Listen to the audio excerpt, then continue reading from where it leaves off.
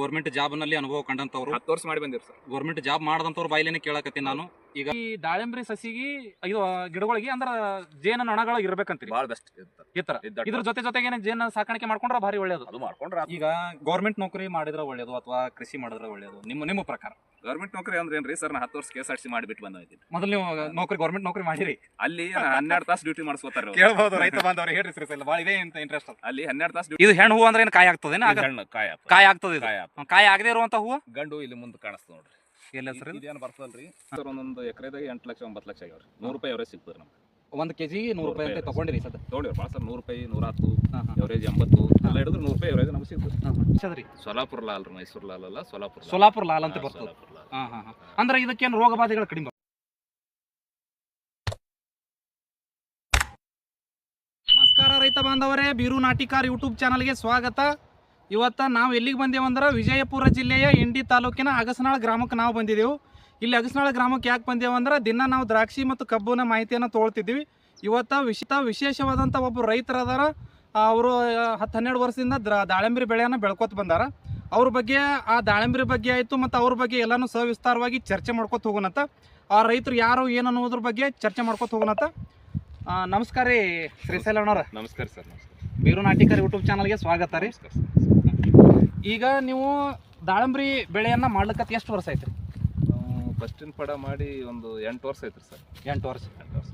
ಈ ದಾಳಿಂಬ್ರಿ ಬೆಳೆ ಒಳಗೆ ನಿಮ್ಗೆ ಹೆಂಗೆ ಅನ್ಸದ? ಲಾಭ ಅದು ನುಕ್ಸಾನ ಆಯ್ತು? ನಮ್ಮ ರೈತರಿಗೆ ಮಾಡ್ಬೇಕಂದ್ರೆ ಒಂದು ಕನ್ಫ್ಯೂಸ್ ಇರ್ತದೆ.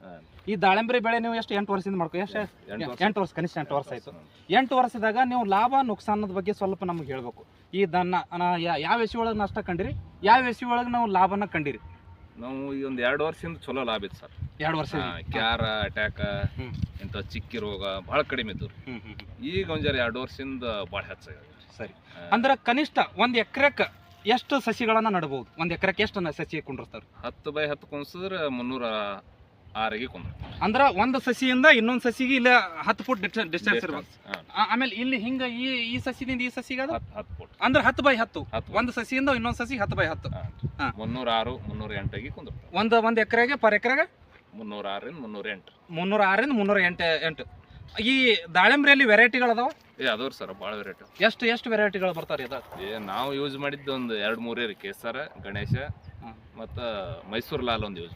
ಸರಿ, ಈ ಒಟ್ಟು ಸ್ಥಳಿ ಒಳಗ ಯಾವ ತಳಿ ನಿಮಗೆ ಚಲೋ ಅನ್ಸದ್ರಿ? ಸೋಲಾಪುರ ಲಾಲ್ ರೀ, ಮೈಸೂರು ಲಾಲ್ ಅಲ್ಲ, ಸೋಲಾಪುರ ಲಾಲ್ ಅಂತ ಬರ್ತದೆ. ಅಂದ್ರೆ ಇದಕ್ಕೇನು ರೋಗ ಬಾಧೆಗಳು ಕಡಿಮೆ ಬರ್ತಾವ? ಸೋಲಾಪುರ ಲಾಲ್ ಕೊಂಚ ರೋಗ ಕಡಿಮೆ. ಅಂದ್ರೆ ನೀವು ಸೋಲಾಪುರ ಲಾಲ್ಕ ಅಂದ್ರೆ ರೋಗ ಬಾಧೆಗಳು ಕಡಿಮೆ. ಅದು ಕಂಟಿನ್ಯೂ ಪೀಕ್ ರೀ. 12 ತಿಂಗಳು ಹಂಗೆ ಕಾಯಿ ಹಾಕೋತ. ಓಹೋ, ಅಂದ್ರೆ 12 ತಿಂಗಳು ಕಂಟಿನ್ಯೂ ಬರ್ತದ? ಕಂಟಿನ್ಯೂ ಬರ್ತದೆ. ಇವು ಉಳ್ಕದ ಬೆಳೆಗಳು ಹೆಂಗ್ರಿ? ಇವು ಒಂದು ಪೀಕ್ ಹಿಡಿದ ಅಂದ್ರೆ ಮತ್ತೆ ಗಿಡ ಮ್ಯಾತ್ಗಾಗ್ತಾವ್ರಿ. ಮತ್ತೆ 6 ತಿಂಗಳು ಒಂದೇ ರೆಸ್ಟ್ ಮಾಡಿ ಇರ್ತೀವಿ. ಅಂದ್ರೆ ಒಳ್ಳೆ ಆದಾಯ ಬತ್ತಂದ್ರೆ ಶ್ರೀಶೈಲ ಅವರ ಈಗ ಎಷ್ಟು ಆದಾಯನ ಗಳಿಸಬಹುದು ನಾವು 1 ಎಕರೆಗೆ ಪರ್ ಎಕರೆಗೆ? ಒಳ್ಳೆ ಆದಾಯ ನಿಮ್ ಬಂಪರ್ ಬೆಳೆ ಬಂದದ ಅಂದ್ರೆ? ಬಂಪರ್ ಬೆಳೆ ಅಂದ್ರೆ ಚಲೋ ಬೆಳೆ ಬರ್ತಂದ್ರೆ 1 ಎಕರೆಗೆ 8 ಟನ್ ಮಾಲ್ ಬರ್ತದೆ. ಬಂಪರ್ ಬೆಳೆ ಬಂದ್ರೆ ಒಳ್ಳೆ ಇಳುವರಿ ಬಂದ್ರು 8 ಟನ್ ಎಕರೆಗೆ ಪರ್ ಎಕರೆ. 8 ಟನ್ ಅಂದ್ರೆ ಅದು ರೇಟ್ ಹೆಂಗ್ ಸಿಗ್ತದೆ? ಅದನ್ನ ನಾವು ಹೇಳಕ್ ಬರಲ್ಲ, ನೀವು ಹೇಳಕ್ ಆಗಲ್ಲ. 100 ರೂಪಾಯಿ ಸಿಕ್ತಂದ್ರೆ ಅದ್ರ ಮ್ಯಾಗ. ಸರಿ ಶ್ರೀಶೈಲ ಅವ್ರ, ಅಂದ್ರೆ ನಿಮ್ದು ಎಷ್ಟು ಎಕರೆ ಅದ್ರಿ ಶ್ರೀಶೈಲ ಸದ್ದ? ನಮ್ದು ಟೋಟಲ್ 5 ಎಕರೆ ಅದ್ರಿ ಸರಿ. ದಾಳಿಂಬ್ರಿ ಟೋಟಲ್ 5 ಎಕರೆ. ಅಂದ್ರೆ ಈಗ ಹಿಂದಿನ ಬೆಳೆ ತಗೊಂಡಿರಲ್ಲ, ಎಷ್ಟು ಆದಾಯನ ಗಳಿಸಿರಿ ನೀವು? ಹಿಂದಿನ ವರ್ಷ ಚಲೋ ಆಗ್ಯಾವ ಸರ್. ಒಂದೊಂದು ಎಕರೆದಾಗ 8 ಲಕ್ಷ 9 ಲಕ್ಷ ಆಗ್ಯಾವ್ರಿ. 100 ರೂಪಾಯಿ ಅವರೇ ಸಿಗ್ತದ್ರಿ ನಮ್ಗೆ. 1 kg 100 ರೂಪಾಯಿ ಅಂತ ತಗೊಂಡಿರಿ ಸದ್ದ? ತಗೊಂಡಿವ್ರಿ ಭಾಳ ಸರ್. 100 ರೂಪಾಯಿ 110 ಎವರೇಜ್ 80 ಎಲ್ಲ ಹಿಡಿದ್ರೆ 100 ರೂಪಾಯಿ ಎವರೇಜ್ ನಮ್ಗೆ ಸಿಗ್ತದೆ. ಶ್ರೀಶೈಲ ಅವರ ಒಂದು ಗಿಡಕ್ಕೆ ನಾನು ಅಬ್ಸರ್ವ್ ಮಾಡಿ ನೋಡಿದೆ, ನಿಮ್ಮ ತೋಟ ಎಲ್ಲ ತಿರ್ಗಾಡಿ ನೋಡಿದೆ. ಈಗ ಒಂದು ಗಿಡಕ್ಕೆ ಇವು ದಾಳಿಂಬ್ರಿ ಮರಿಗಳನ್ನ ನೋಡಿದ್ರೆ ಇದು ಕಾಯಿ ನೋಡಿದ್ರೆ ಒಂದು ಗಿಡಕ್ಕೆ ಹೆಚ್ಚು ಒಂದು ಗಿಡಕ್ಕೆ ಕಡಿಮೆ ಆಗ್ಯಾವಲ್ಲ, ಏನು ಕಾರಣ ಇದು? ಯಾಕೆ ಹಿಂಗಾಗಿರ್ಬೋದು? ಅವು ಸೆಟ್ಟಿಂಗ್ ಟೈಮ್ನಾಗ ಒಂದು ಗಿಡ ಬಾಡಿತಂದ್ರೆ ನೀರು ಹೂ ಜಾಸ್ತಿ ಬರ್ತದೆ. ಅವು ಬಾಡಿತಲ್ಲ ಅಂದ್ರೆ ಹೂ ಕಮ್ಮಿ ಬಂದಿರ್ತದೆ ರೀ. ಸೆಟ್ಟಿಂಗ್ ಹೆಚ್ಚು ಕಮ್ಮಿ ಆಗ್ತದೆ ಸರ್. ಓಹೋ, ಸೆಟ್ಟಿಂಗ್ ಭಾಳ ಮೇನ್. ಇದು ಸೆಟ್ಟಿಂಗ್ ಮಾಡ್ಕೊಳ್ಳೋದು ಭಾಳ ಮುಖ್ಯ ಆಗ್ತದೆ ನಂಗೆ. ಒಂದೊಂದು ಚಲೋ ನೀರು ಬಿದ್ದು ಸೆಟ್ಟಿಂಗ್ ಟೈಮ್ನಾಗ ಅಂದ್ರೆ ಒಂದೇ ಸಾರಿ ಹೂ ಬಂದ್ರೆ ಎಲ್ಲ ಸೆಟ್ಟಿಂಗ್ ಆಗಿಬಿಡ್ತದೆ. ಒಂದ್ಸಾರಿ ನೀರು ಡ್ರಿಪ್ಪಿನ ಪೈಪಿನ ಸಮಸ್ಯೆಯಿಂದ ಲಾಸ್ ಆಗ್ತದೆ. ಅಂದ್ರೆ ಡ್ರಿಪ್ ಬಂದಾಗಿ ಹಿಂಗೆ ಸರಿಯಾಗಿ ನೋಡ್ಲಾರಕ್ಕೆ. ಮತ್ತೆ ಒಂದೊಂದು ನೆಲ ಗುಂಬ ಮಣ್ಣು ಹೊಲ ಇದ್ದು ಅಂದ್ರೆ ಅವು ಭಾಳ ಜಲ್ದಿ ಸೆಟ್ಟಿಂಗ್ ಮಾಡ್ಬೇಕು.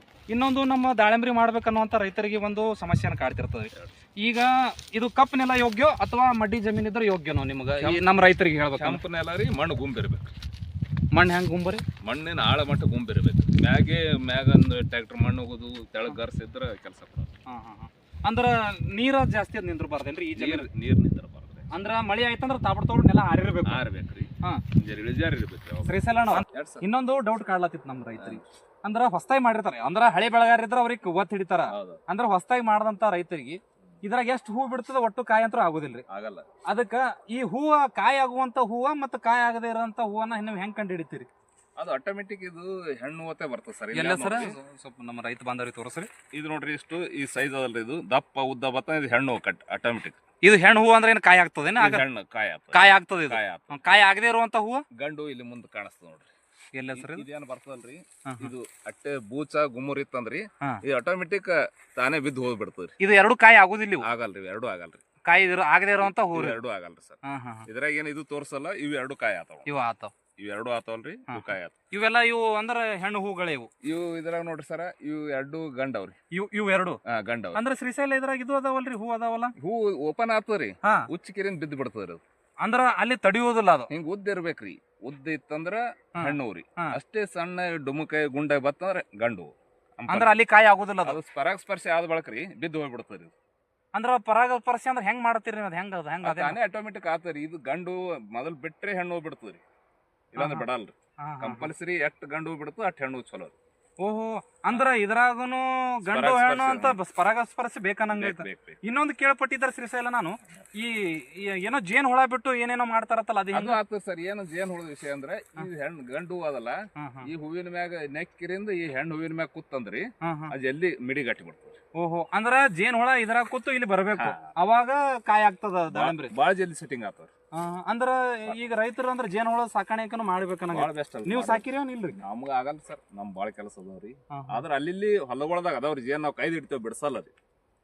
ಅಂದ್ರ ಅವು ತಾನಾಗಿ ನ್ಯಾಚುರಲ್ ಆಗಿ ಬಂದಂತ ಜೇನು ಅಲ್ಲೇ ಕಂಟಿನ್ಯೂ ಆಗಿ ಒಂದ್ 5-6 ಗೂಡ್ ಅಂತ ನಮ್ಮಲ್ಲಿ ಅದಾವ್ರ. ಈಗ ನಿಮ್ಮಲ್ಲಿ ಹುಡುಕಿದ್ರ ಸುತ್ತಮುತ್ತ ಅದಾವ 5 ಗೂಡ್ರ ಸಿಗ್ತಾವ. ಅಂದ್ರ ನೀವ್ ಯಾರ ಬಿಡಿಸಲ್ ಬಂದ್ರು ಬಿಡಿಸ್ಬಿಡುದಿಲ್ಲ? ನಾವೇ ಬಿಡಿಸಲ್ರಿ, ಮನೆ ನೋಡಿದ್ರು ಬಿಡಿಸಲ್ಲ. ಅಂದ್ರ ಕಾಯ್ದು ಇಡ್ತೀರಿ? ಅಂದ್ರ ಅವಕ್ ನೀರಿನ ವ್ಯವಸ್ಥೆ ಏನ್ ಮಾಡ್ತೀರಿ? ಹೊಂಡ ಅದ್ರಿ ನಮ್ ನೀರ್, ಅಲ್ಲಿ ತಾನೇ ಕುಡ್ದು ಬಂದ್ ನ್ಯಾಚುರಲ್ ಆಗಿ ಅದಾವ. ಬಾಯ್ ಅದ್ರಿ, ಅಲ್ಲಿ ಬೂಸುಗಳು ಹೊಂಡ ಅದ್ರಿ, ಅವೆಲ್ಲ ಸೋರಿಕಿರಿಂದ ಅಲ್ಲಿ ಇರ್ತಾವ. ಅಂದ್ರ ಈ ದಾಳಿಂಬ್ರಿ ಸಸಿಗಿ ಇದು ಗಿಡಗಳಿಗೆ ಅಂದ್ರ ಜೇನ ನೊಣಗಳು ಇರ್ಬೇಕಂತೀರಿ? ಬಾಳ ಬೆಸ್ಟ್ ಇತ್ತರ. ಇದ್ರ ಜೊತೆಗೆ ಜೇನ ಸಾಕಾಣಿಕೆ ಮಾಡ್ಕೊಂಡ್ರ ಭಾರಿ ಒಳ್ಳೇದು. ಅದು ಮಾಡ್ಕೊಂಡ್ರ ಆತರಿ, ರೈತರಿಗೆ ಅಟ್ ಕೆಲಸ ಸಿಗಲ್ಲ. ಇದೆಲ್ಲ ನೋಡ್ರಿ, ಇದೆಲ್ಲ ಗಂಡಿ ಅದ್ರಿ, 4 ಗಂಡ ಅದಾವ್ರಿ. ಅಂದ್ರ ನೀವ್ ಹೇಳೋ ಪ್ರಕಾರ ನ್ಯಾಚುರಲ್ ಆಗಿ ಏನ್ ಜನ ಹುಳ ಬಂದು ಪರಾಗಸ್ಪರ್ಶ ಮಾಡ್ತಾವ, ಅಷ್ಟಕ್ಕೆ ಅದು ಸರಿ ಆಯ್ತು, ಜಲ್ದಿ ಸೆಟ್ಟಿಂಗ್ ಆತ.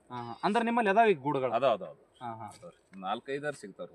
ಹಂಗ ಹುಡುಕ್ಯಾಡ ಕೈದಿಟ್ಟಿವಿ. ನೋಡಿದ್ದ ನಾವ್ ಬಿಡಸಲ್ರಿ ಆಕ್ಚುಲಿ, ಮತ್ತೆ ಯಾರಿಗೂ ಬಿಡ್ಸೋನು ಕೊಡಲ್ಲ. ಅಂದ್ರ ಜೇನ್ ನೋಡೋದ್ ಬಗ್ಗೆ ಎಷ್ಟೋ ಮಂದಿಗೆ ತಪ್ಪು ಮಾಹಿತಿಗಳು ಸುಡ್ತಾರ್ರಿ, ಏನೇನೋ ಮಾಡ್ತಾರ.